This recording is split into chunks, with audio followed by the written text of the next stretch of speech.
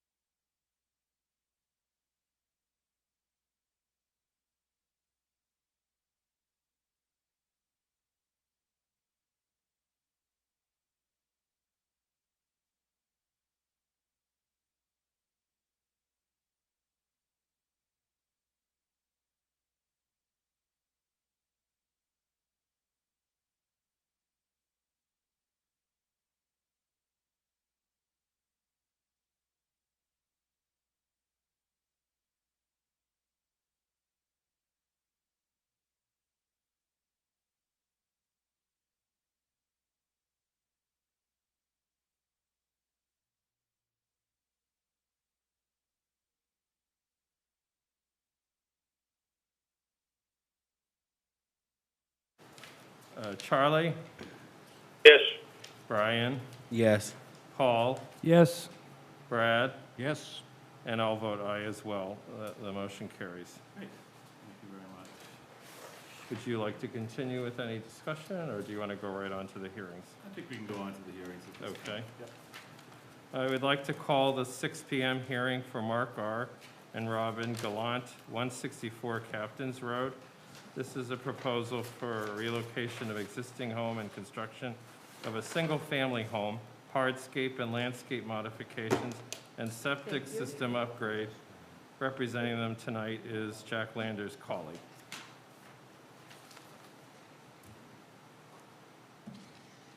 Good evening, Mr. Chairman, board members, and staff. For the record, my name is Jack Landers Colley. I'm a civil engineer in private practice, and I've been retained by the Gallantes to prepare the plan that's before you this evening. Just a footnote to this, it did go before the Zoning Board of Appeals for a permit to remove the existing structure that was approved by that board. It has also gone to the Board of Health for a review. I think you get a copy of that review, and they approved it as it is designed. And to that end, I guess I'll start. This site is located on the northeast side of the Mashpee River, on the southwest side of Captain's Row, and is bounded by houses all the way around it.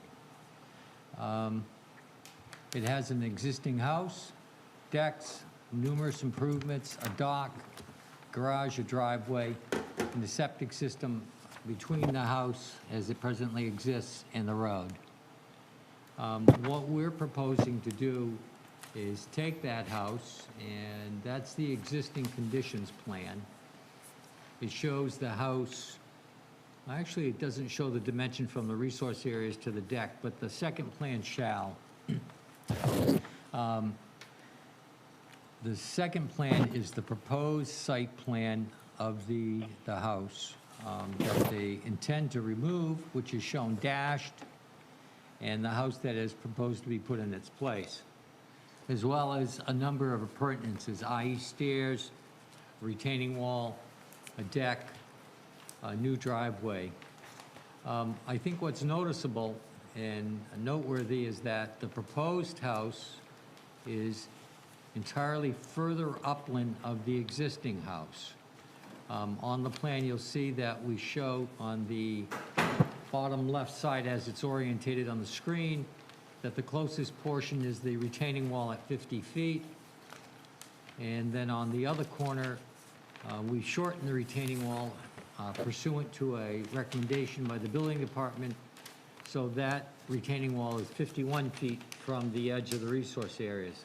And that is so we can comply with the zoning aspect of this plan. Albeit it's not a zoning issue with you, another step in the approval process is to make sure that it is in compliance with the zoning issues of the community. Number of bedrooms is going to remain the same. Like I said, the house is further upland than the present structure. The house that's proposed is also going to contain any surface water runoff or additional surface water runoff by the use of 2 leaching pits that will drain the conductor pipes and gutters. Purpose being to mitigate any additional surface water flow and to abate any uncontrolled surface water flow to go into Mashpee River. The most noteworthy thing about this project in terms of resource areas is that we are, in fact, butting against the Mashpee River, and we are subject to the Rivers Act.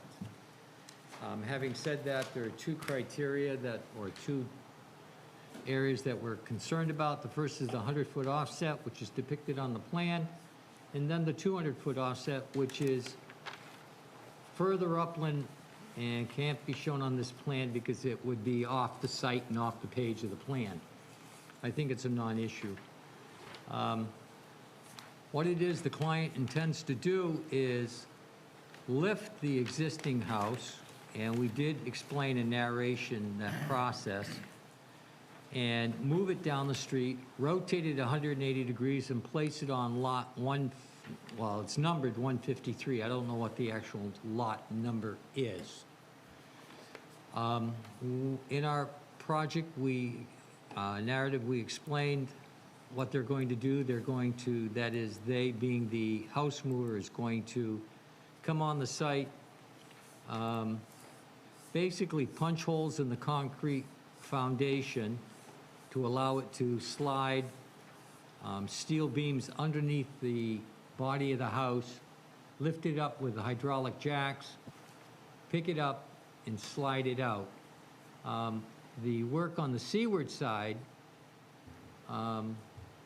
is going to be mostly by a small machine, a bobcat, just large enough to move objects that are too heavy for an individual person, and to aid in sliding the steel beam and bringing the timber. I don't know if anyone's ever seen them, person moving a house, but basically they crib underneath the house with 8x8 by some length pieces of wood, and they just do it in a box fashion.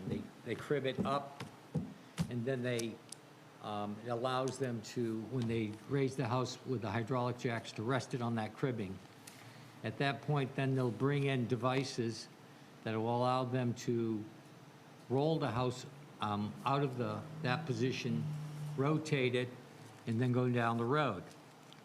We have 2 approaches. The first approach is that they were going to actually potentially cut the house in half, but I've been assured several times that the mover said that he can, in fact, rotate the house and slide it down the road. Assuming the worst, we asked them to look at all the trees. They said they're going to have to remove 1 tree off-site, remove all the trees on the upland side of the actual site of 164 in order for them to rotate the house, and then roll it down the road and put it onto the lot 153. We did have flagged one of the trees that had to be removed, and I was told again by the mover that there would be minimal pruning on the street side of some trees just to allow clearance of the house going down the road. It's of particular issue because it's subject to the Rivers Act that we had to at least discuss it in some form and make sure it made sense to do. So I've been assured by the mover that he can in fact do that. That is what I just explained. Having said that, the reconstruction will be a conventional house. It's going to comply with the flood zone requirements because it's in the flood zone. It'll have smart vents where applicable. It will be above the base flood elevation.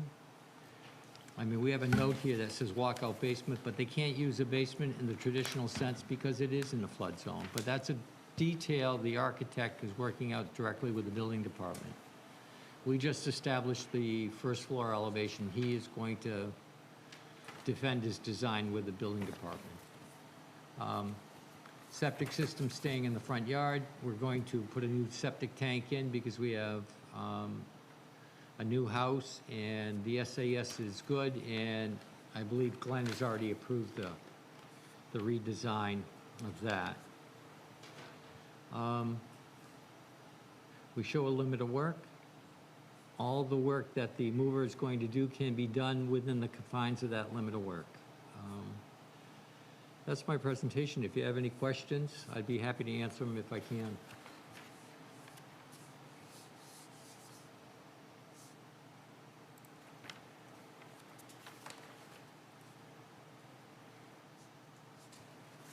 Do you have any comments, Drew? Sure, so not too much to add. That was covered most of what I would normally comment on. As Jack had stated, we did want to get some more information just about the moving portion, relocation portion of the project, because as he had stated, the riverfront, the outer riparian zone actually extends across the road and just probably right to coincide or just beyond the road shoulder on the opposite side of Captain's Row. So we just wanted to make sure, we did have a couple of abutters come in a while back to the office to inquire about the moving portion of the project, and just to, I can only assume that they're all on board because nobody's here tonight to have any questions as far as abutters and any impacts to their properties as part of. I can only speak what Mr. Galante told me, and he said that they're on board, so. Okay, that's good, yeah. So they've been duly informed, and that was just one of the things I wanted to get clarified as part of this overall project, so.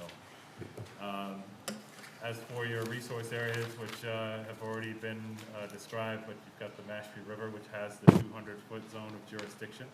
As you know, riverfront doesn't carry a buffer zone, it's simply 200 feet of jurisdictional area whenever you're dealing with recognized rivers in the Commonwealth. Buffer zone to bordering vegetated wetland and salt marsh and land and erosion associated with Mashpee River. The new home is proposed to actually be drawn back further away from the river than the existing home, as you see on the plan of record. No change in site grading, as per the narrative. It is a pre-existing non-conforming lot within riverfront, as you can see from the photos. This is pretty typical of the lots along Captain's Row in this particular subdivision. So you've got existing landscaping driveway, hardscaping, lawn leading up to retaining wall. And then you've got BBW salt marsh here, and then this is the edge of river in this location. Let's see. Yeah, that's just one more thing. So the project does meet all the performance standards for riverfront. The maximum threshold of alteration in the area of lot, within a lot within riverfront is 5,000 square feet, and this project is staying below that threshold. So it meets the regulations under Chapter 172, Regulation 33, land within 200 feet of rivers and streams. And I'll hand it over to Caitlin, and she'll give you Board of Health and building comments. The building department commented that the ZBA approved the plans on November 10th. And the health department commented that property is not in a Zone 2 and is not serviced by a potable well. Septic application and design plan have been submitted and approved. Septic permit to be issued upon receipt of fee. Floor plan to be reviewed upon submission to the building department.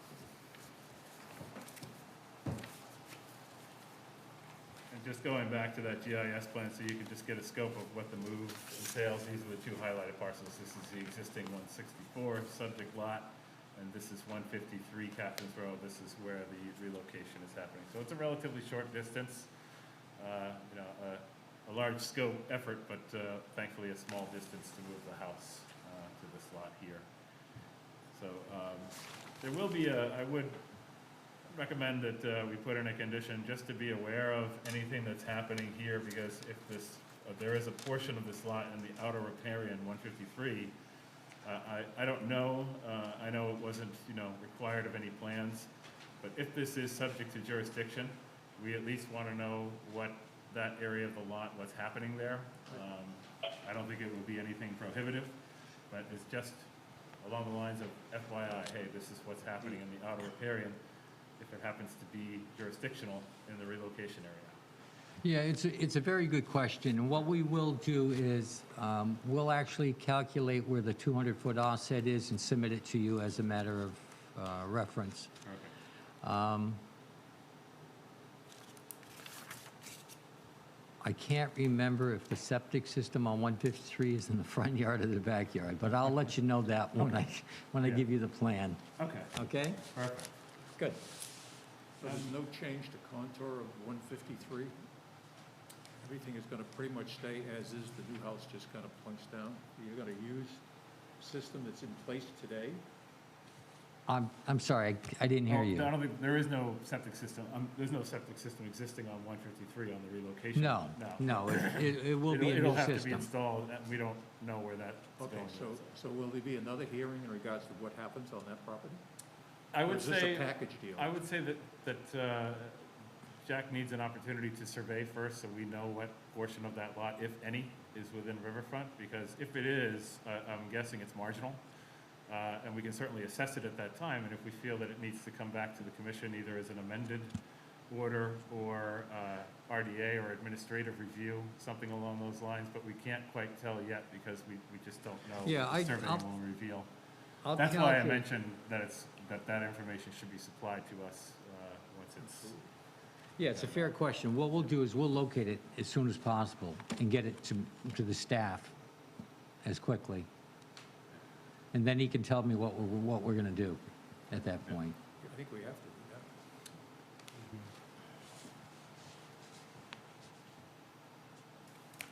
Does anybody else have some comments, commissioners? It was mentioned that there's a tree to be removed that's off-site. It's in the road layout, It's in and the so road. obviously it would be a concern of the town. And in our narrative, we explained any tree that would be removed, I believe we said we'd replace with 2 saplings as Yes. close to where the tree is removed. Right.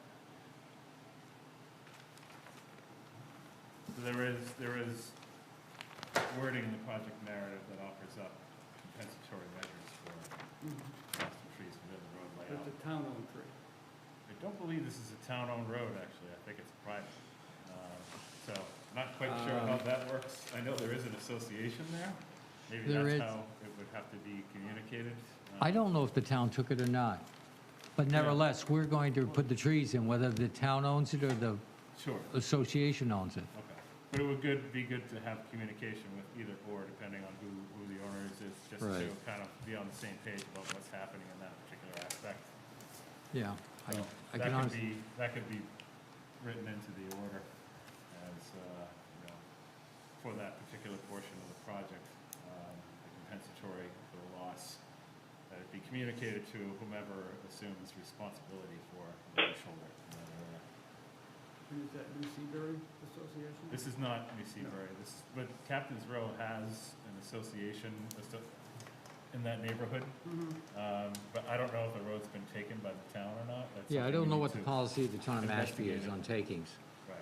so, It's something we'll have to research, but we can get that covered as a condition. so.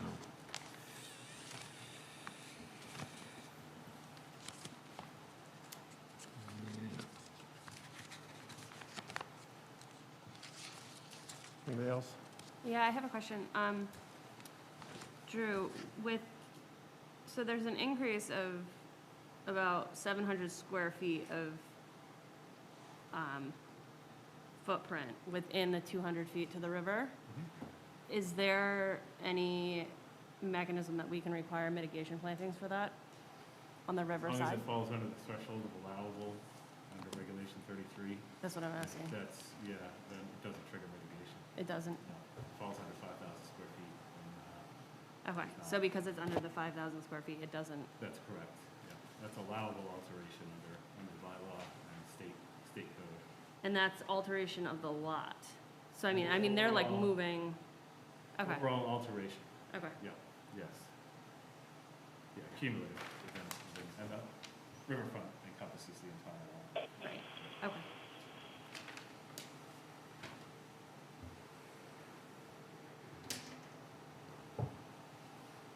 Anybody else? I just want to understand, are we approving whatever is going to happen on 164 for sure, but 153, we really don't know the situation until the house gets there, until, you've got septic systems, you've got other issues and matters that we have a say over. How do we address 153? I mean, we got a package deal here. It seems to me you got to spin off 153, assuming that it's going in there, just as we assume that something's going to be built by the spec in the plan. It would seem to me we need a spec and a plan for that house, so we know what it is we're approving as part of the package for 164. Or we break 153 out of 164, deal with 164 now, and 153 comes back before us when we know what they're going to do there, and they know what they're going to do there. So you could include that in a motion to approve new home construction and require additional information in order to approve the relocation portion of it. Or it could be a condition of an order. If you make a motion to approve both, you could have a condition to say, information must be submitted to establish jurisdiction on the relocation lot and be assessed at that time for approval, review and approval. So either or, it can be covered by either. I think it's cleaner to approve what you have in front of you and as proposed in the notice and With a make condition. that a condition. That they will return, right, makes sense. No. In that case, I would move that in regards to the application of Mark R. and Robin Galante at 164 Captain's Road be closed with the condition and issue at the condition that at 153, they will return with the plans have settled so that we can deal with that project independently. Do I hear a second? I'll I'll second it. Get to it. Thank you, Charlie. Yep. We'll take a vote. Brian? Well, you want to ask for discussion Okay. after a second and then. Is there any further discussion?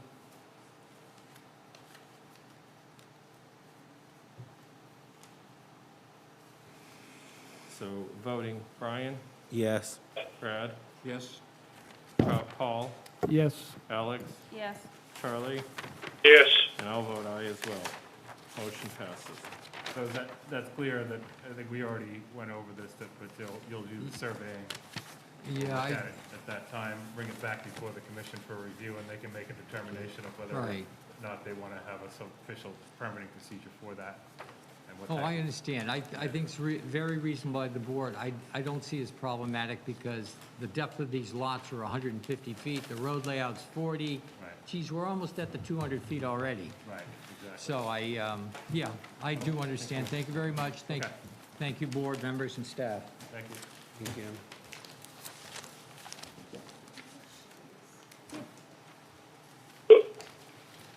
for sharing.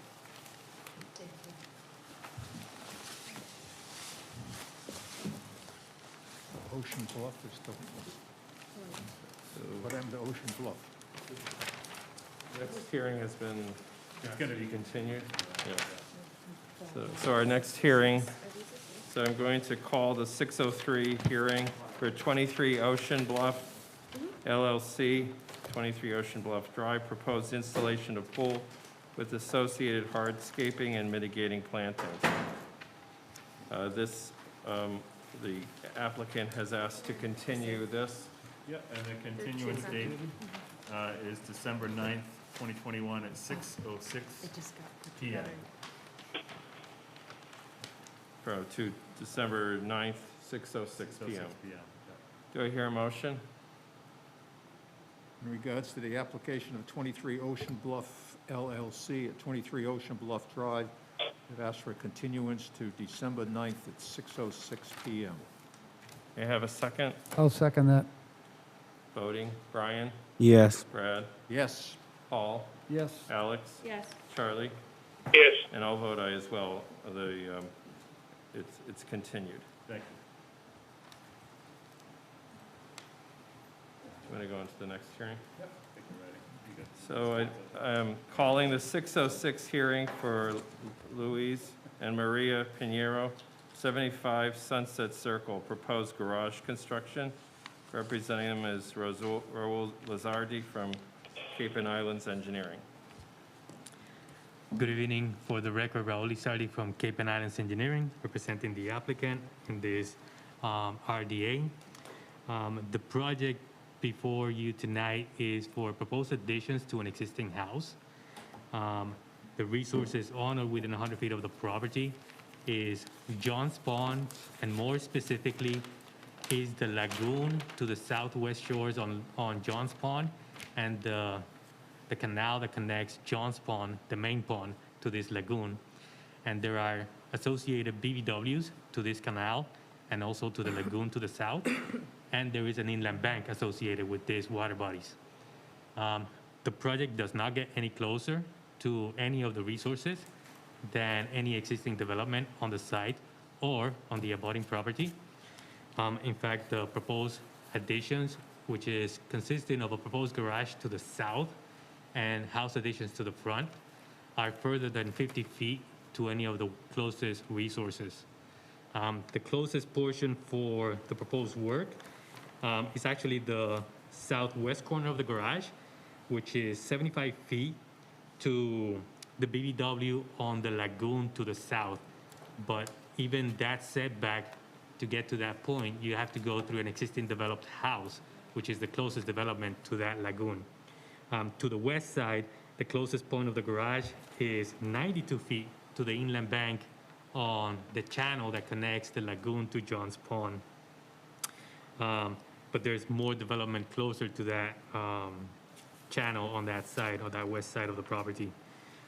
The additions to the front of the house are beyond the 100-foot setbacks to the BBW, so they actually don't quite fall under the jurisdiction of the Wetlands Protection Act, but it is further than 100 feet. We are proposing dry well for the proposed garage addition over to the south side. We cannot locate any dry wells to the backside because the existing septic system, it's on the backyard, and any leaching system for runoff has to be 25 feet away from the leaching for the septic system. We do propose a limit of work that goes from the back corner of the existing bulkhead towards the south, getting to the property line, and then running along the property line to the street. All the runoff from there will be flowing towards the street. If there's any questions, I'll be happy to answer.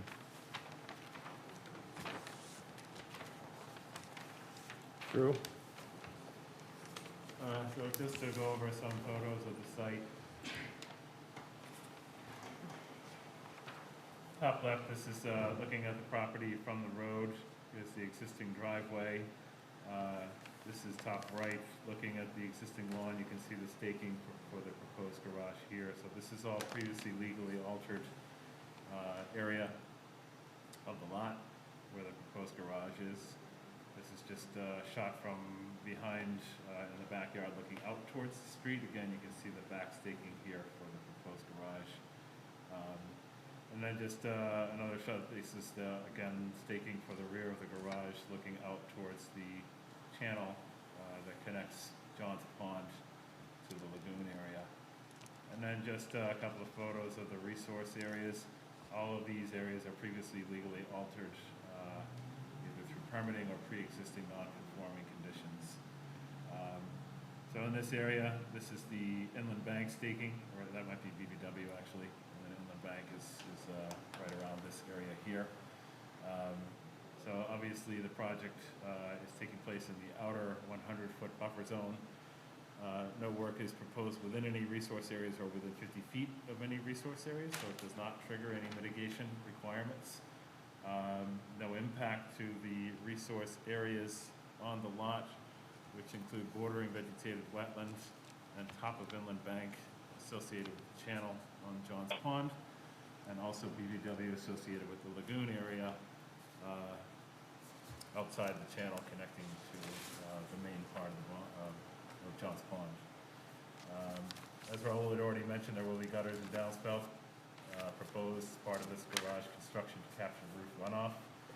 So I recommend a negative determination. Hand it over to Caitlin for Board of Health and Building comments. The building department commented that ZBA approved the variance and written finding on November 10th. And the health department commented that the property is not in a Zone 2 and is not serviced by a potable well. A Title V septic inspection must be performed when a change of footprint is proposed. Floor plan to be reviewed upon submission to the building department.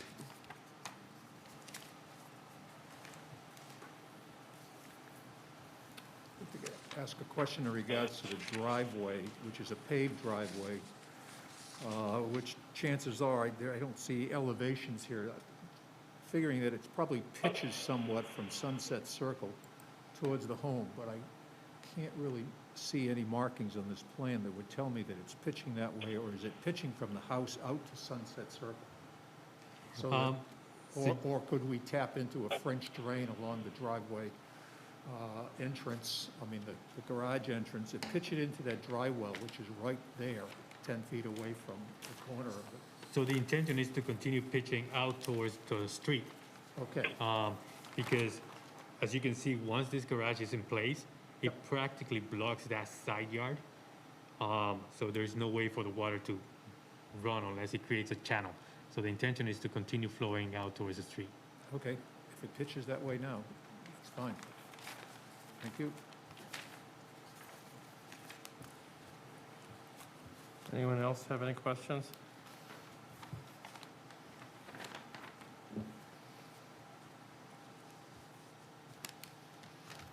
Other than that, Charlie has nothing to say. Okay, does anyone want to make a motion regarding this? I would move that for a negative determination in regards to the application of Louise and Maria Pinero at 75 Sunset Circle. There a second? I'll second that. Is there any further discussion? Hearing none, we'll take a vote. Brian? Yes. Brad? Yes. Paul? Yes. Alex? Yes. Charlie? Yes. And I'll vote yes as well. Thank you. Motion carries.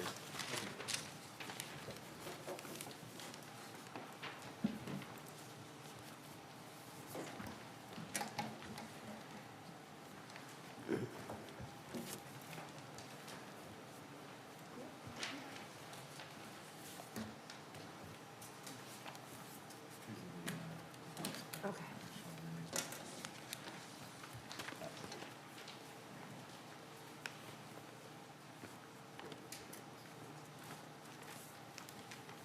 Disregard the ones you just gave us before that.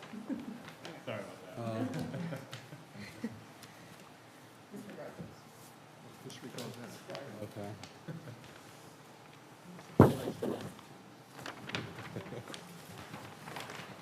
Could be a butter. I do not. Are they anywhere? They are most likely with my permit specialist at the office. I do not have them. See you as soon as possible, okay? Yep. Get those to us. All right, we're ready to call the 6:09 hearing of Aqua Bay LLC, 9 Aqua Bay Road, proposed Vista Enhancement and revised path location. Representing them is Crawford Land Management. Good evening for the applicant tonight. This is Jen Crawford from Crawford Land Management. This project was last before you about a year ago to amend the order for the house and pool and associated landscape work that is currently under construction. At that time, we did not apply for any sort of Vista management. There was some cutting that had happened by the previous owner of the property that Drew had advised that we make sure that we get the appropriate measures in place in order to deal with that issue before we, and that we get the house in place before we came back for any sort of Vista work. So we have done that with the previous filing that was in front of you on this. So we're really here tonight to request an amendment for some very minor Vista work. I think I detailed that in the letter that was sent in, as well as the reason for the last-minute revised plan is because the dock and stairs up the coastal bank that was previously approved happened to align perfectly with a 20-inch pitch pine that was on the coastal bank. So when Drew had done his site visit with the owner, they had decided that it was a better course of action on site to shift that staircase slightly to avoid that 20-inch pitch pine. Unfortunately, that means that it does head towards a 6-inch oak, but I think that it was decided that that was the lesser of two evils. So that is why you're receiving the other revised plans so late in the game, because that was something that came up on that site visit that we tried to address before coming before you tonight. So with that, if you have any questions about the nature of the Vista pruning or the other piece of it, I'm happy to answer them. We did propose some additional understory planting in compensation for the minor Vista work that we're proposing. The area is generally very well wooded, full canopy. So the enhancements that we proposed were in the form of basically woodland ground cover species. It's a heavily shaded area, and we felt that this was an appropriate way to provide more species diversity as well as a greater stratification to the woodland area.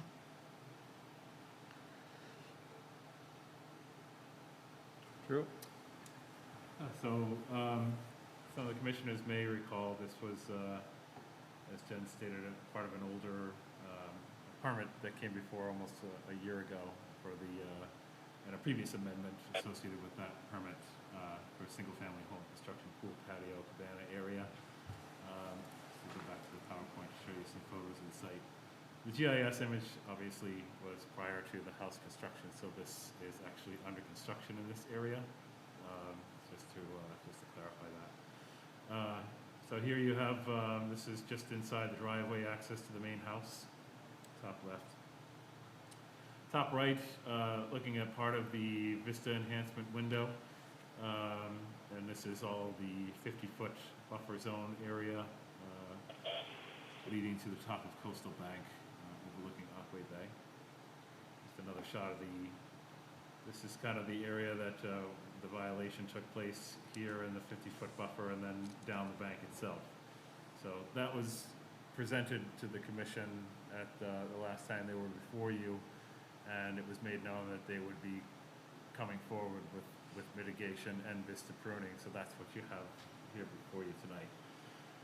And then just another shot. This is just the right at the top of the coastal bank. So in this area, you're going to see a lot of understory enhancement, and there is plenty of space for that. And the species that are presented on the plan are all of native variety, adapted to coastal environments. So I don't have any issues with what's on the planting plan. Everything looks good. And as Jen had described, we had this middle image here. So this is the staking for the pathway, and this is the 20-inch pine that Don, the property owner, had brought to my attention when I gone out there to take these photos in preparation for tonight's meeting, that we just realized this tree is directly in the path of the proposed pathway to the stairway leading down to the eventual dock access, docking pier access. So that's why you see the minor change, minor adjustment to the plan. Typically, we require those 5 days before the hearing. But for something like this that was discovered at the 11th hour, and it's a minor modification, we felt that bringing the plans before you tonight would be suitable for such a minor change. So,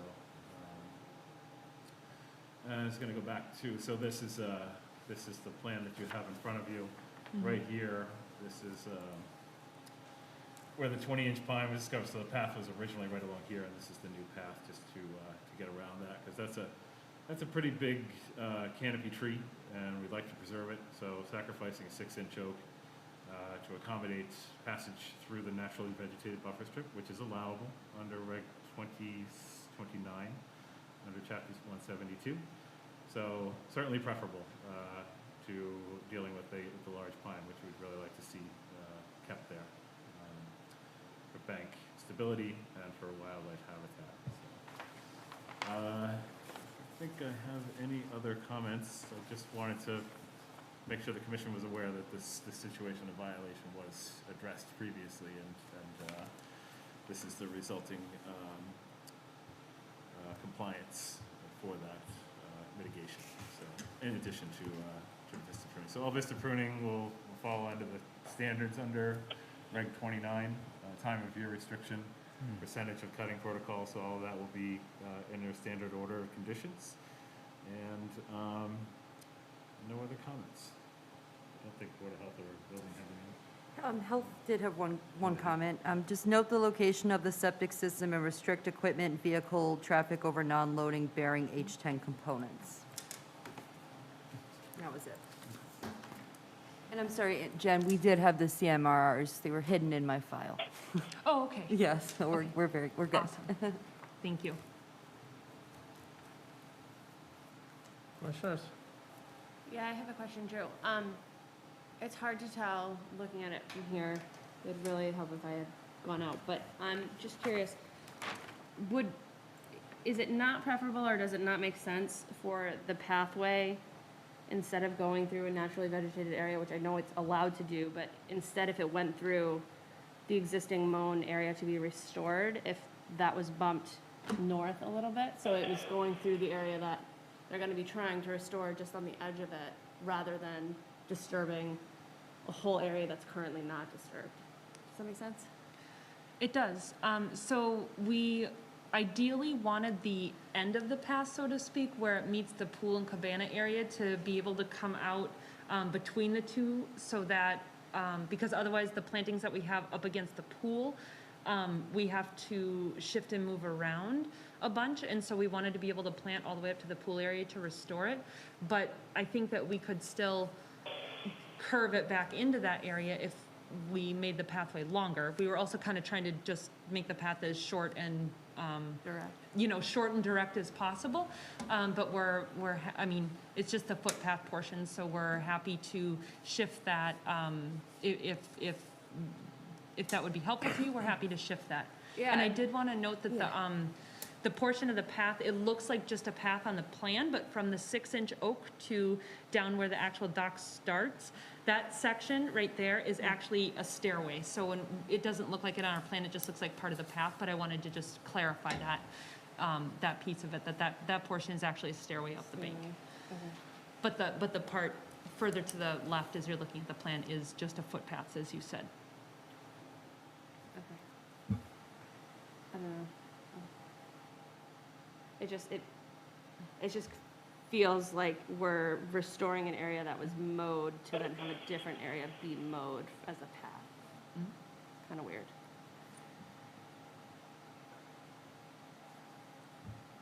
Would you be okay moving it?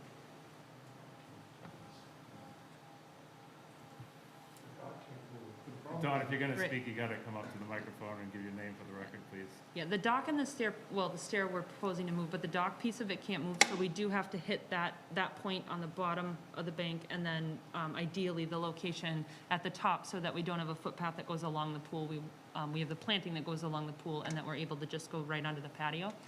But if we could maintain those 2 points, and if we needed to, move the path in, we can.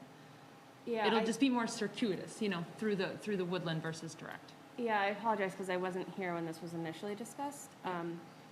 So could the stairs be shifted to go between the 6-inch pine and 20-inch pitch pine, and then the path go along the area to be restored? And then have the plantings by the pool already been installed? No, not yet. The distance between the 20-inch pine and the 6-inch oak isn't wide enough to accommodate the stairs. Okay. And so going between it isn't, Okay, so then we'd be removing something closer to the salt marsh anyway. right, yep, Okay, I see. yep.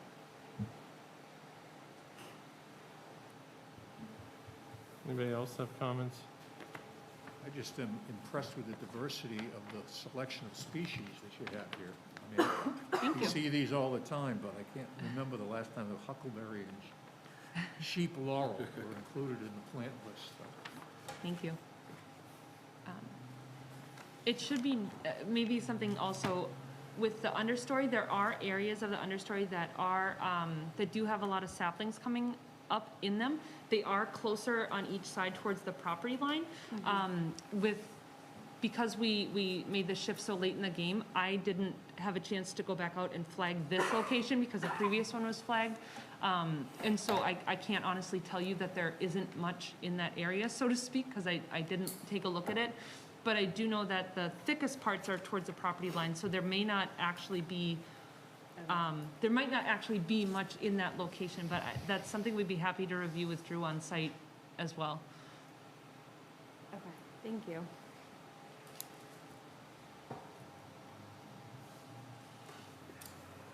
Anyone else have any comments?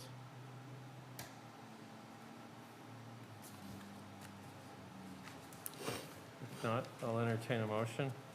Hearing none, I would, in regards to the application of Aqua Bay LLC at 9 Aqua Bay Road, to move to approve an amended open order of conditions 432699. Do I hear a second? Second. Any further discussion? And we're voting. Brian? Yes. Brad? Yes. Paul? Yes. Alex? Yes. Charlie? Yes. And I'll vote aye. Motion carries. Thank you very much. Thank you. Thank you. Thanks, Drew.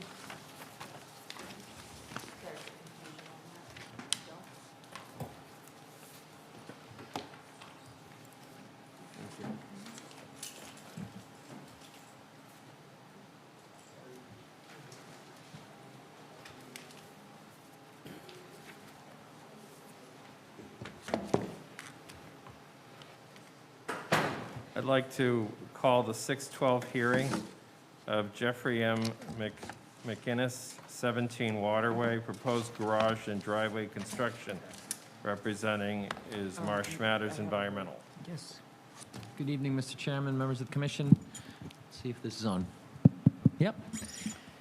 Mike Ball from Marsh Matters Environmental. I'm here representing Jeffrey McGinnis of 17 Waterway in Florida. He is proposing a two-story garage on his property of 620 square feet. The garage is 620 square feet, not his property. His property is a quarter acre. This is going to be an accessory structure to his existing single-family house. This footprint is in a previously disturbed area of his parcel. There was an in-ground pool and patio a number of years back that's been removed. I'm not sure why it was removed, but it was. And in its place, Mr. McGinnis would like to construct this garage, which will have some living space or guest space above that garage. So up there on the screen is the proposed conditions plan. Resource areas are land subject to coastal storm flowage. The project is within land subject to coastal storm flowage entirely. We've got some coastal bank areas on the property that appear to be man-made. Project does not alter those banks. Those are colored in, looks like red, labeled in red on the plan. The freshwater wetlands, which is one of those fringe wetlands that you often see landward of a salt marsh, is to the southeast of the lot. And the project will remain outside of the 50-foot buffer, but a portion of the proposed driveway is in the outer 50-foot buffer, so just inside the 100-foot buffer. No portion of the structure is within the 100-foot buffer to the wetland. The driveway will be of a gravel or shell, and therefore it'll be a pervious surface. Space above. Yeah, that's the project in summary, and I'd be happy to answer any questions you might have.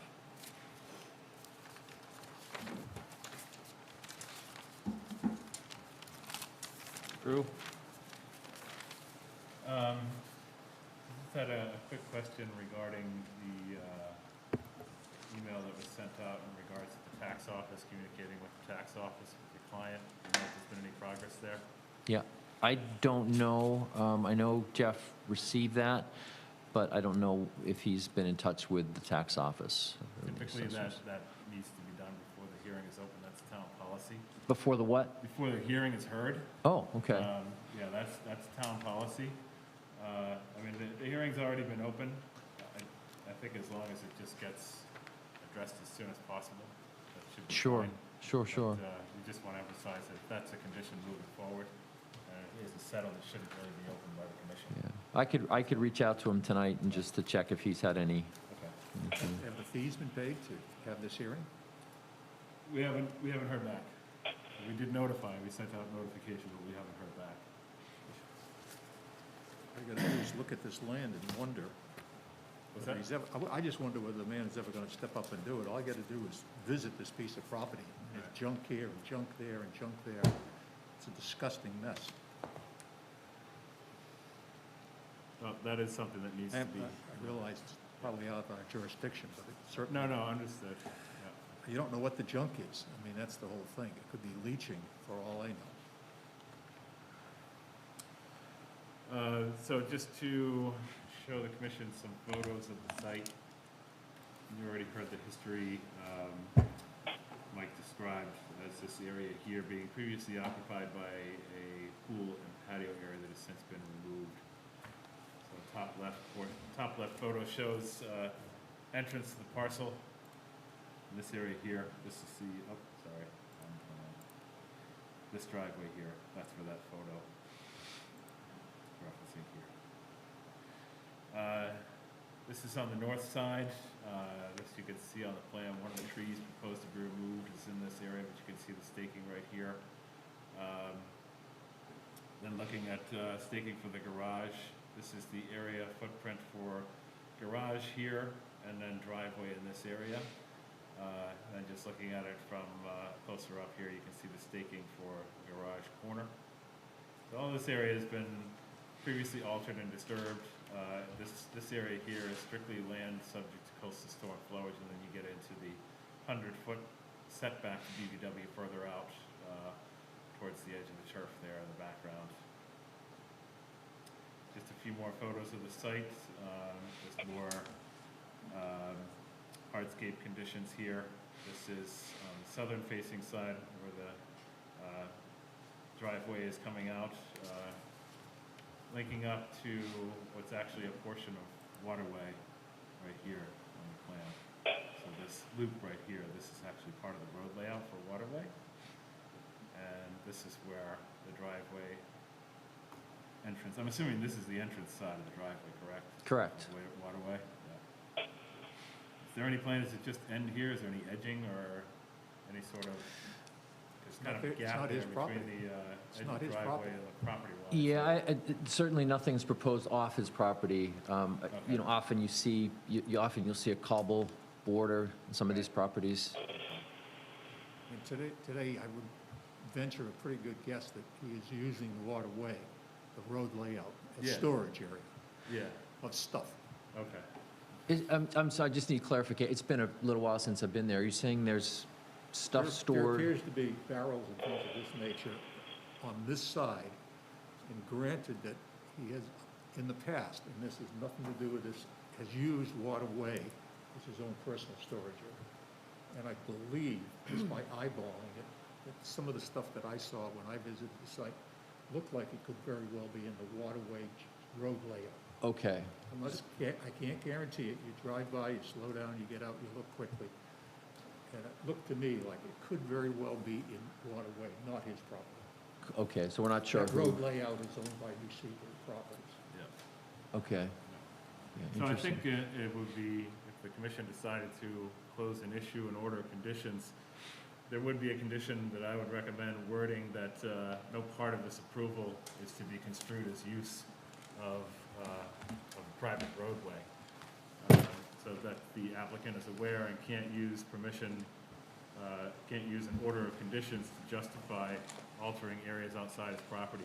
And that's kind of a good lead into my next point, is that I know the property's been surveyed, but I didn't see any survey stakes out there. It's not part of the staking requirement, but in this instance, because you are right up against, you've got, we remember when we were on the onsite, we were looking at this very large oak tree Yeah, and the potential for root damage as a result of the driveway. So that's right up against the property line. I think that when it comes to construction, you need to have staking here where it meets waterway, and you need to have staking along here where it meets all of this New Seabury open space. yeah, I I understand. think that Yeah. needs to be visibly and heavily marked. Right. When it comes to this, because this is a lot of disturbance in very close proximity to property lines. So. Yeah. and, Yeah. We certainly don't want to cause damage to vegetation on another lot as a result of anything that will be approved for this proposal. So, getting back to my other comments, there is like a small portion of the driveway, as Mike had mentioned, within the 100-foot, the 50 to 100-foot buffer, with these green lines here, for this section of the driveway. Nothing inside the 50-foot buffer to BVW. And I had advised Mike in a previous site visit to take a look at our Reg 25 just to see how this proposal matched up with the standards under Regulation 25, which deals with land subject to coastal storm flow, which makes up the bulk of the area of what's being proposed here.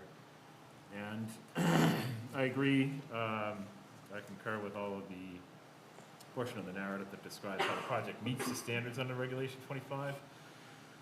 The standard that I pointed out was the 500 square foot threshold of alteration of naturally vegetated areas that could trigger mitigation. But as you saw from the photos, and looking at the plan, this proposal does not involve 500 square feet of alteration of naturally vegetated areas, because they are pretty much devoid where the project is proposed. So it meets those standards. There are no standards under land subject to coastal storm flow that are triggered as a result of this proposal.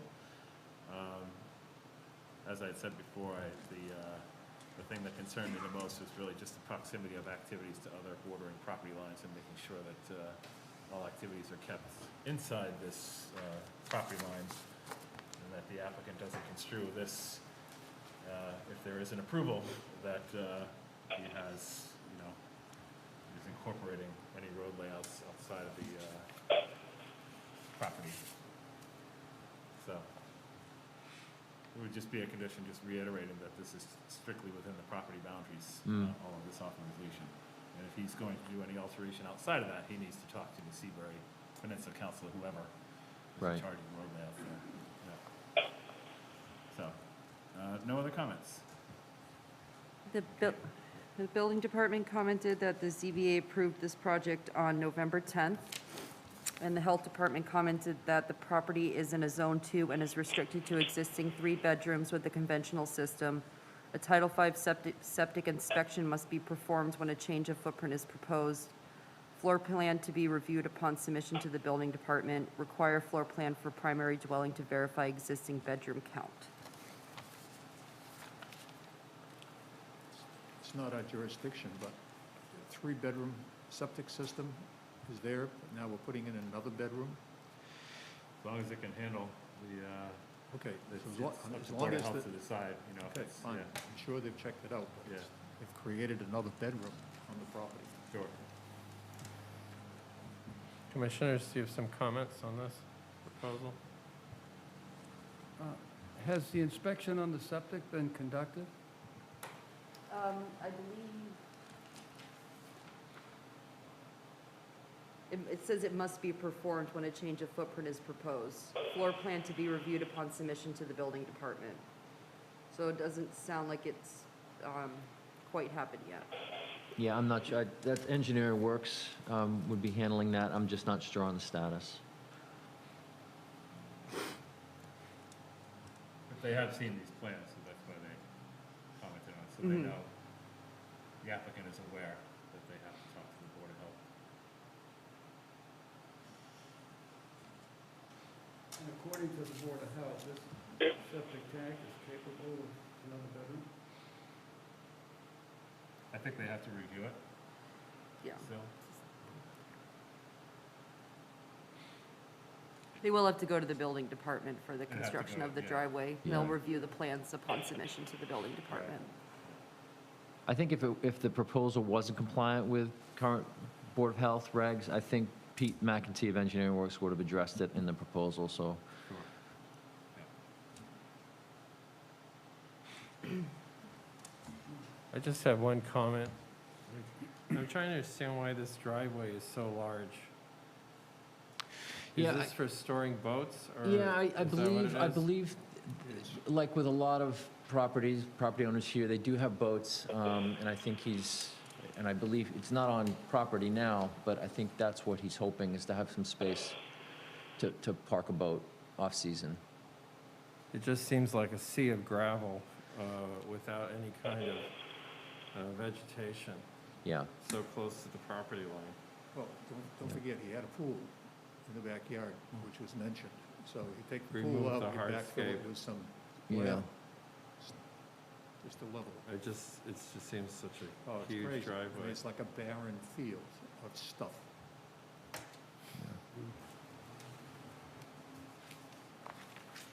Yeah, I did have the same concern when I joined Mike on the site visit, and I first saw the plan, that the driveway seems excessive. And that's why I asked him to take a closer look at our Reg 25 with the standards under land subject to coastal storm flow. But when you're dealing with a previously altered area like this, just going back to the images for a moment. Actually, I can show them in the, Mike's got some better pictures in his.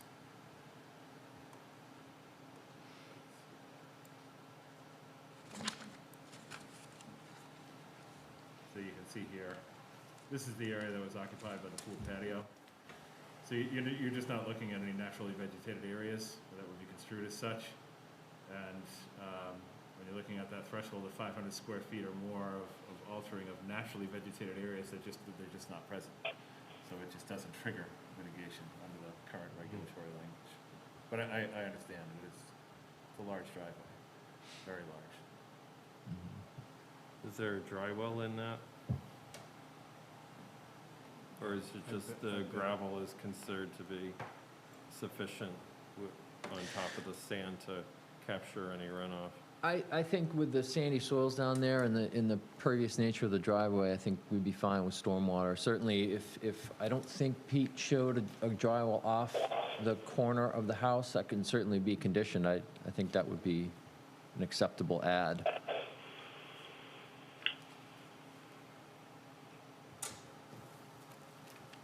Well, I would leave that up to Drew whether he thinks that's a good idea. I think it wouldn't be a bad idea, just given the overall square footage that you're The looking at. property seems very low, I know I've been on it. Probably a lot of long drainage time into ago. that area, so. This whole lot would receive a good deal of runoff off of Daniels Island Road, which extends back this way quite a ways. And it pitches from other roads to Daniels Island Road and then heading towards Waterway. So he could pick up an awful lot of rain, waters that happen, as Sure, we I mean, know. if you want to, whoever makes the motion, if you were to approve, you could include that in the motion, Yep, and we could make that absolutely. a condition. Before we come up with anything else, let me move that we close an issue in regards to the application of Jeffrey McGinnis at 17 Waterway for proposed garage and driveway with the following condition: that all fees and town taxes will be paid, that all property lines will be marked and staked, and that a storm drain dry well system be approved in the back of included in the back of the property, in the rear of the property. Well, they'd build a dry well too. Yeah, storm drain dry well. We have a second for, Second. thank you. Any further discussion? Voting Brian? Yes. Brad? Yes? Paul? Yes. Alex? Yeah. Charlie? Yes. And I'll vote aye as well. Okay.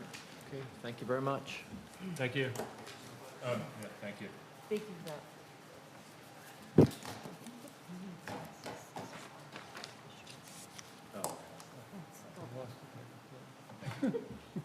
Sorry. Moving into our proposed hearing.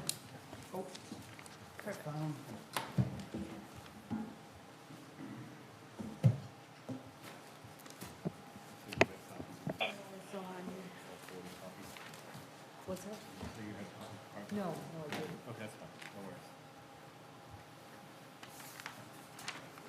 Okay, if I, Just go ahead, Drew. So, just going a little bit out of order from what you see in the discussion portion of the agenda, since Raul is from Cape and Islands Engineering is here, just to update the commission on the mitigation plan for 140 Papaneset Island Road. This was, as the commission recalls, this was mitigation for some trees removed over the years that was gleaned from looking at historical images and GIS. And trying to determine a suitable mitigation plan. So. Well, do you have anything any commentary on it, or? Raul from Cape and Islands Engineering. I really don't have any comments unless the commissioners have any particular questions that I can try to address. So I know that this is the same plan that was before you. I did have some discussion with Mark Dibb, who was the other representative from Cape and Islands who presented the plan. We had some back and forth correspondence with the property owners. One of my suggestions, and it was under a mistaken assumption just because it was marked here on the plan, that we did investigate the lawn seed mix because it was approved under previous order conditions to be a 50-50 mix. This is an older order before the current lawn standards that we have in our regs today. And despite the notation that you see there saying existing permitted lawn confirmed 50% Kentucky bluegrass and 50% fescue mix, it's actually 90% fescue. We got documentation and currently maintained as in compliance with our current lawn standards. So it is 10% Kentucky bluegrass, 90% rye fescue mix. In light of that, and having some back and forth with Mark and the property owner, I feel that based on the violations that took place and what is proposed in the original plan, I am satisfied with, given the composition of the lawn. Additionally, they are not going to dispute our requirement for ongoing maintenance and monitoring of these mitigation plantings. So that's biannual inspections for a period of 3 years to make sure that there's a 90% survival rate. So that's my recommendation to the commission, and just open it up for comments or if anyone has any questions on that. When you're inspecting that, can you be looking at other violations when you're inspecting it? I mean, you can be, because this place is notorious for doing it, something that's been approved and then it expands. Oh, yeah, yeah. So you're free to look at the entire situation of the property. Yeah, and we would have access to the property during this monitoring and maintenance period, and any sort of additional violations would hopefully be observed and made known to us, and if not, we would find out on our own if that was the case. So, but it will require the submission of a signed contract for 3 years with a qualified consultant to monitor and maintain the mitigation plantings you see. I like the planting list. I wanted it to see a little more robust, but I don't want to get into a prolonged situation where we're just going back and forth and nothing's getting done in the meantime. So I think this is a good compromise, and I do recommend that this plan be the official mitigation plan of record, and so they can get going on compliance. Drew, how many trees were removed? So it was, I believe it was 6 trees, possibly 7. It was hard to tell, Alex, because we were just looking at GIS imagery. Yeah. So it's questionable as to whether it was 6 trees or 7 trees. But yeah, I think it's around that number. I think most of them were locust. Might have been a couple of oaks in there. Okay. And I'm just curious, how did you calculate the square footage of the plantings? So it was really just a recommended square footage, not really based on anything in our mitigation regulation. Because the only guidance, and this is something that we want to address when it comes to updating our Yeah. mitigation regulation, is when trees are cut, that it is not a hard and fast rule. It's just an example that, like, if you were to remove an 8-inch caliper tree, 4 2-inch caliper saplings should be, recommended as compensatory planting. The issue that I have with that, like if you're looking at a tree removal situation with several trees of, average to large size caliper, and you're looking at that level of compensatory, it doesn't really equate to reality. I understand the spirit of it. It's just in certain lots, but depending on lot size, setback to existing structures, you use that kind of a formula, and not to say that it couldn't be used in some situations, may not be suitable for others, but it seems to be more on the unfeasible side, just by the sheer volume of that kind of ratio. So it's something that the commission needs to look at, I would recommend, and, in revising our mitigation regulations, getting more of a standard in place that we can draw back to when it comes to violations like this in tree removal. So, but I do believe that this is a good planting plan. It does offer some enhancement of the buffer, and with the lawn being maintained with current lawn standards, I think the combination of that, at least in my opinion, is acceptable. I'm getting a pulse that if we push the envelope here, this is just going to get drawn out over a long period of time. I don't particularly like those situations. It's your discretion. No, of Just course, giving you but, my, they did, honest opinion. they did cut them down Yeah. without permission, so. Yeah. So they cut down 6 trees and they're putting back 6 trees and then some shrubs. Yep. Were there not fines involved in this particular situation? Didn't issue fines, it's not really, it could be subject to fines if you deem it as such, but if we get cooperation, fines tend to. I don't want to find this done now. Right. But it just seemed to me that it was probably subject to it because of the tactics that they were using. Right.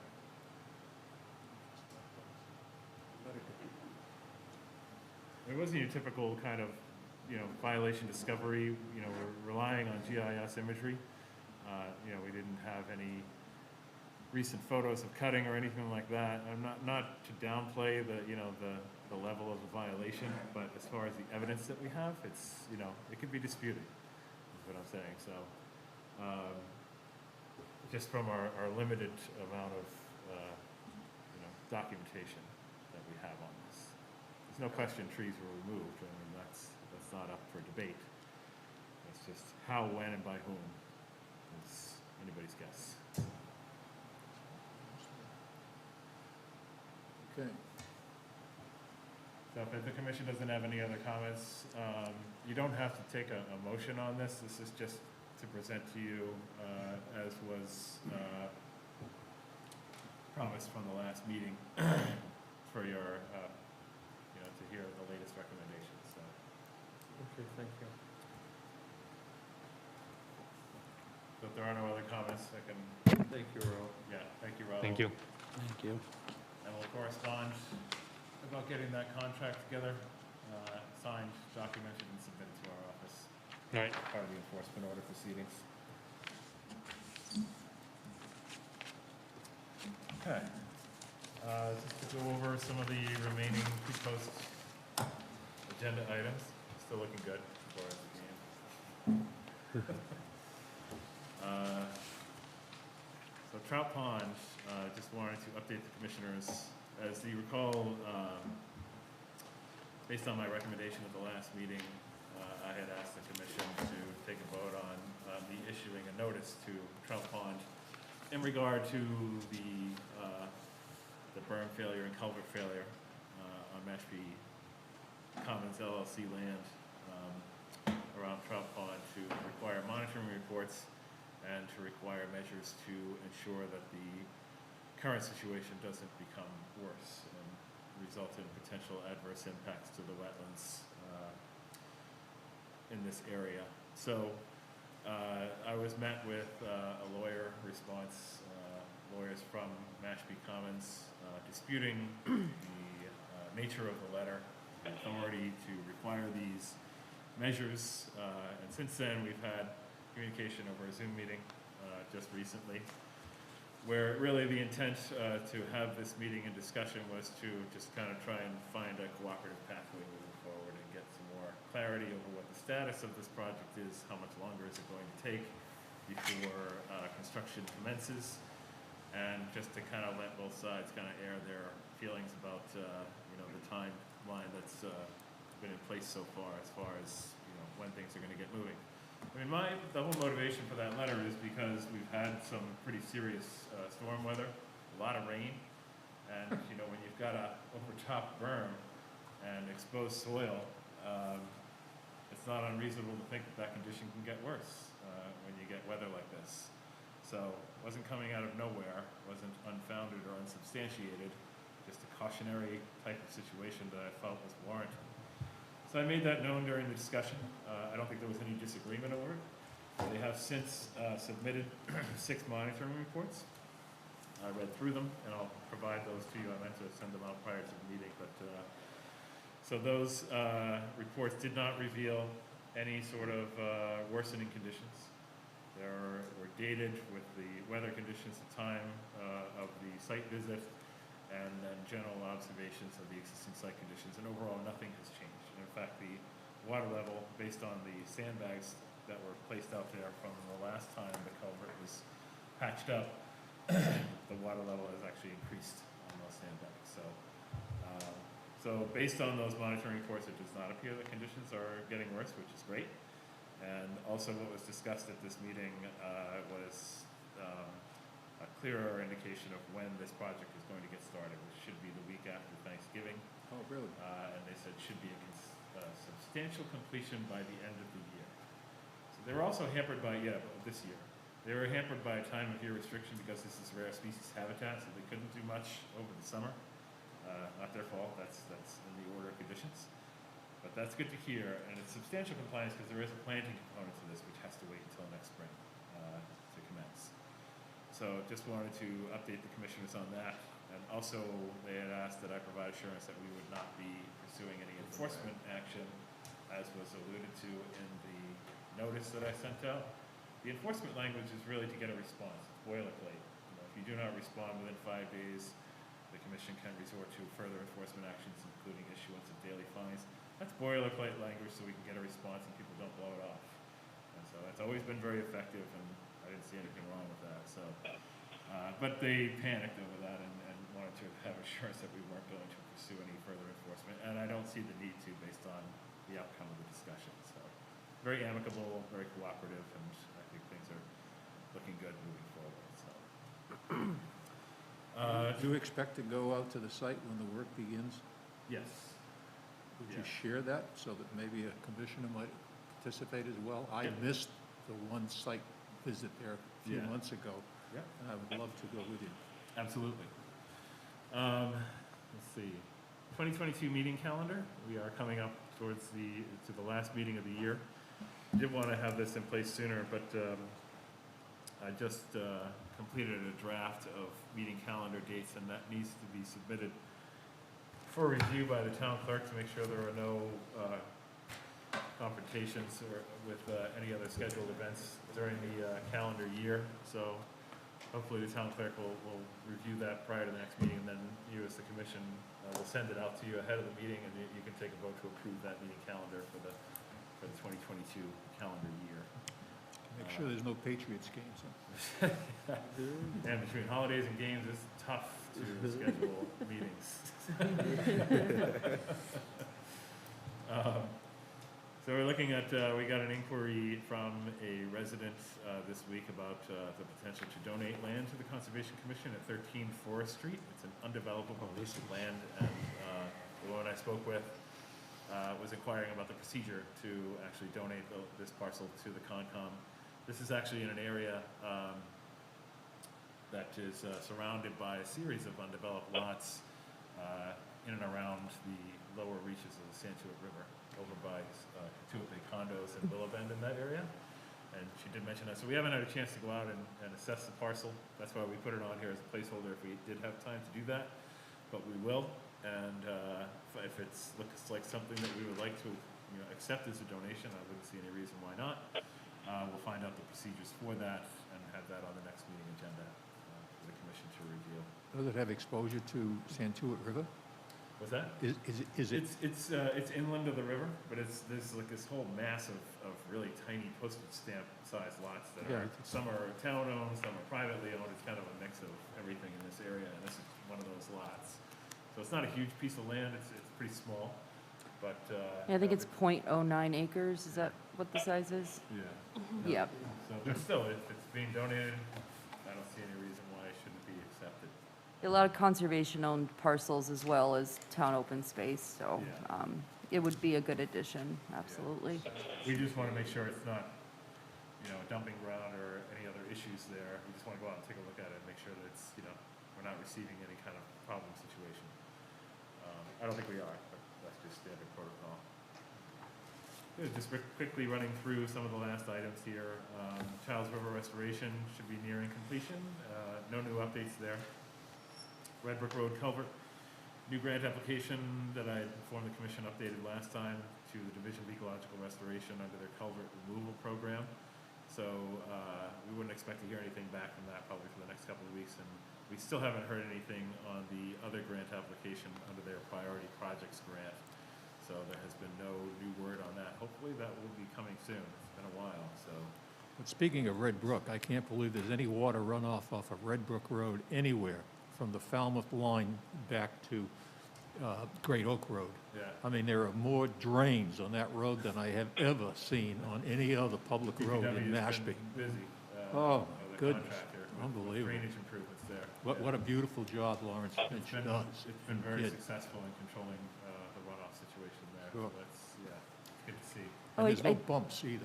I did It is. You don't, I did just have one addition for the Childs River restoration. They did complete all the plantings at the Garner Bogs, and it should be open soon for, to the public again. Yeah. Oh, that was what you were talking about, Renee and the tour guide? Yes, Touring yes. there. Good.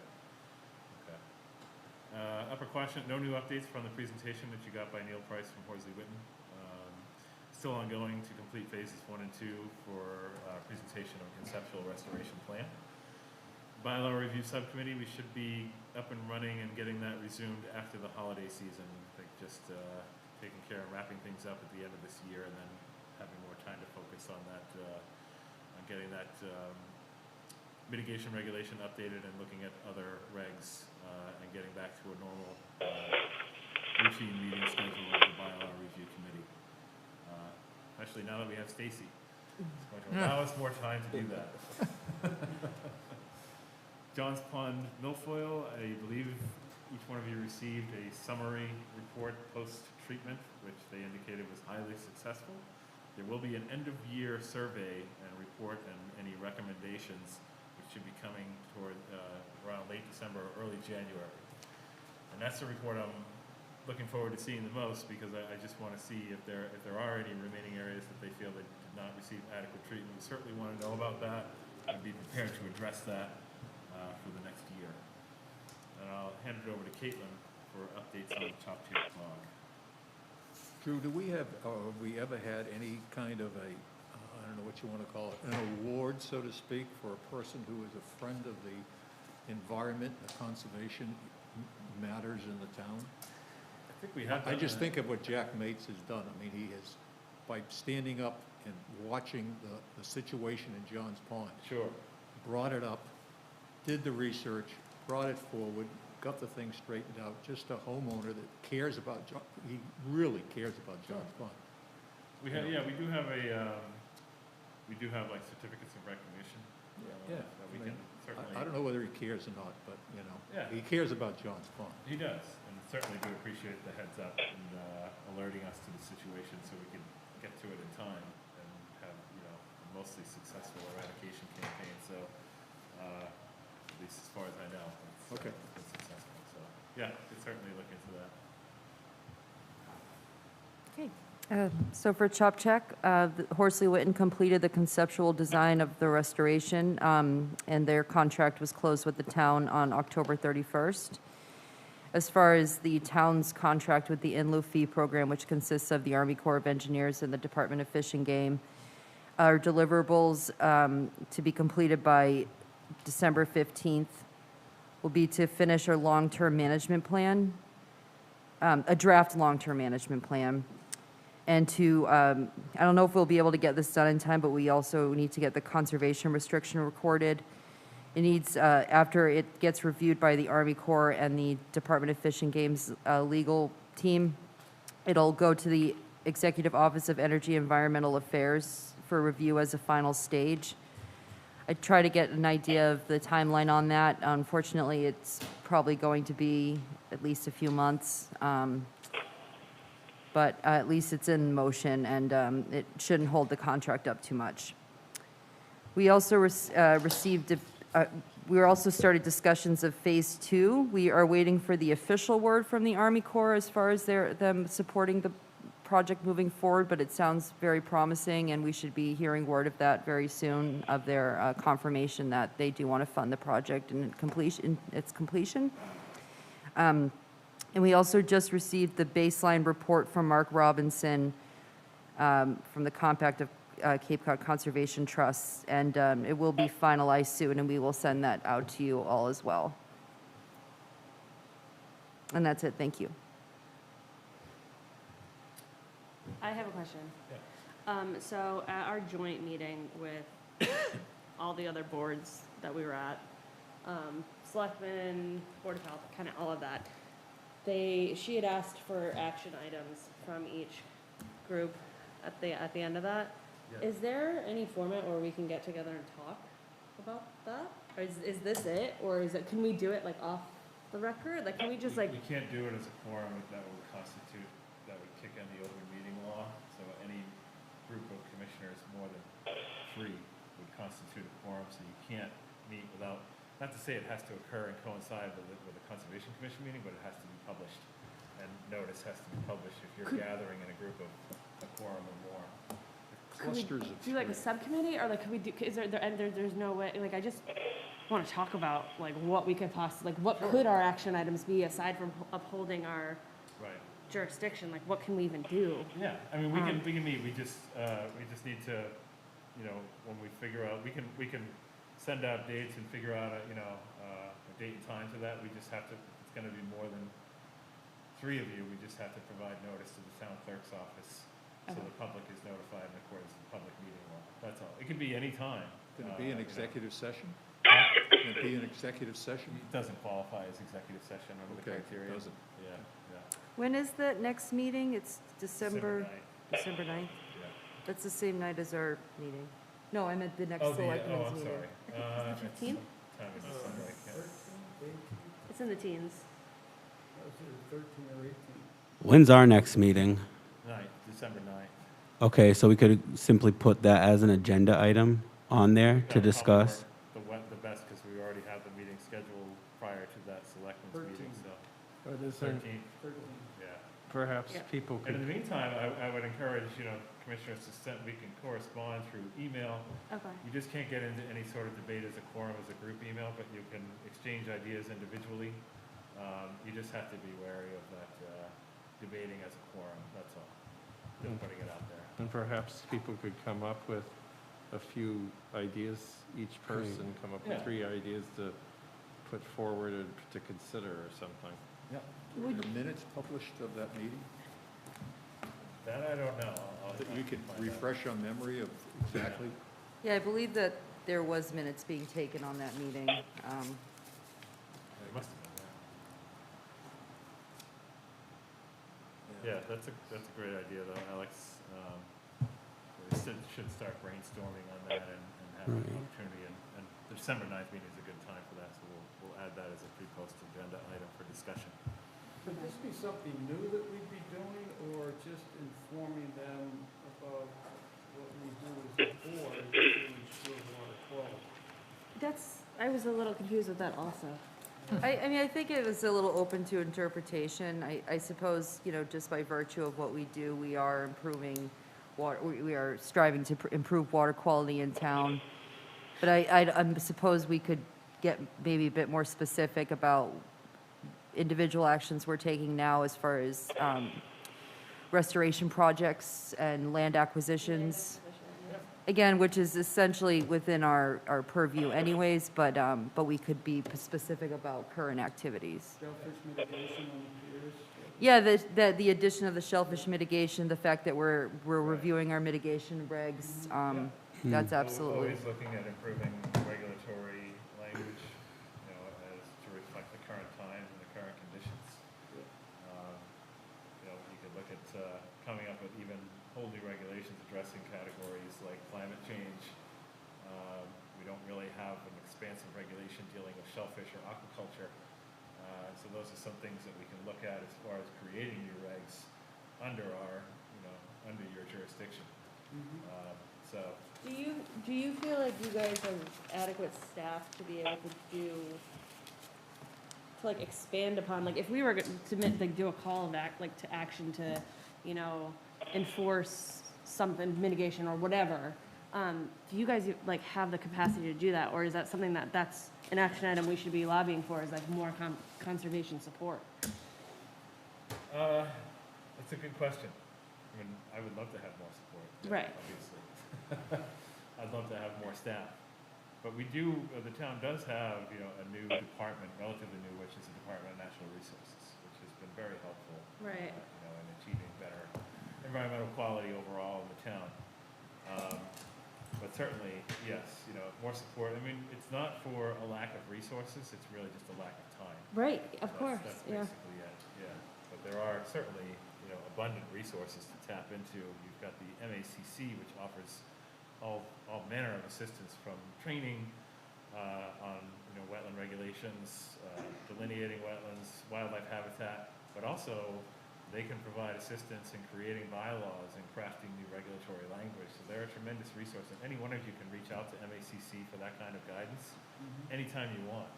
So if you want to assist us in that regard, you know, by reaching out to MACC or any other environmental organizations, maybe talking to your counterparts in other towns, you know, just helping with research like that, and, you know, information gathering, that would always be very welcome and helpful. Yeah, I agree with Alex, and I think that in regards to the way that we function as a commission, I think that we could be a little bit more supportive, I think, to the staff, and just in regards of organization. I mean, I don't know if we come together annually, we talk about, you know, selection of new officers and stuff, but I feel like there should be a time where we come together to talk about what's the goals of, you know, the department, and how can we come up with our own goals as a commission to help support them in some of these issues. And I think that would be a good start, because, you know, we talk about all of this stuff with the bylaw review. Now we're talking about the wastewater, so it would be good to make sure that the department and us were all on the same page and kind of bring more structure, I think, to help assist the department and the commission. Especially the land acquisitions, that's, I just wrote that. yeah, that is something I could always use assistance with. Like, Absolutely. so, I mean, I was looking at a property, this is so, sorry, the tangent a little bit. I was looking at a property for sale, and it actually might not be in the Mashpee. I couldn't tell if it was on the Mashpee or in Sandwich, technically. It was on like Mashpee Wakey, and it was 2 acres, and it's not developed. And like, do we even have like I know we can acquire land, but like, do we have the mechanism or the resources to be able to do that? Like, dumping that on you guys to like research is crazy. But like, what, just, I know like in other towns, there's typically like land trusts. Is that something the tribe would look at? Is that something that, like, for the land acquisition part of it, like, who's the group in Mashpee to help with that? I think we can go to CPC, right? What's that? Could we go to CPC or something Yeah, if we had a as far as proposal? funding, the Community Preservation Act Committee is certainly a huge resource. when it Yep, comes to absolutely. I mean, like, providing funding. before that, like who's gonna make the deal? Like, who's Right. gonna help even make sure So something there are that's land worth it? trusts, and Mashpee has its first land trust in Native Land Conservancy. Right. which is, officially Mashpee's first land trust based here in the town. And you've got Miranda Wildlife Trust, you've got trustees and reservation. So there are many land trusts that hold parcels here in town that, and we typically do reach out to them whenever Yeah. we look at a parcel that, we could possibly acquire or would desire to have.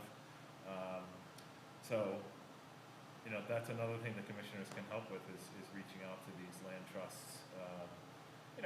And helping out and looking at other funding sources, whether it's through the state or federal government or Yeah. private nonprofits that allow municipalities to qualify. So these are all things that can be researched, and we'll be happy to expand upon that. But I think that's a huge part of it is just having commissioners take that kind of active role outside of the meetings to help with information gathering and research, grant opportunities, things like that. That's all very welcome and encouraged. So. Okay. And I can't emphasize enough how MACC is Don't really think a it is back huge to you. resource for all of these topics, whether it's bylaw changes, grant funding, any sort of anything related to environmental improvement of wetland preservation of wetland habitat. They're really a great resource. So I encourage you to look more into that and feel free to reach out to them. They really are a great resource to help. Okay, 25 minutes to kick off. Okay, do I hear a motion to adjourn?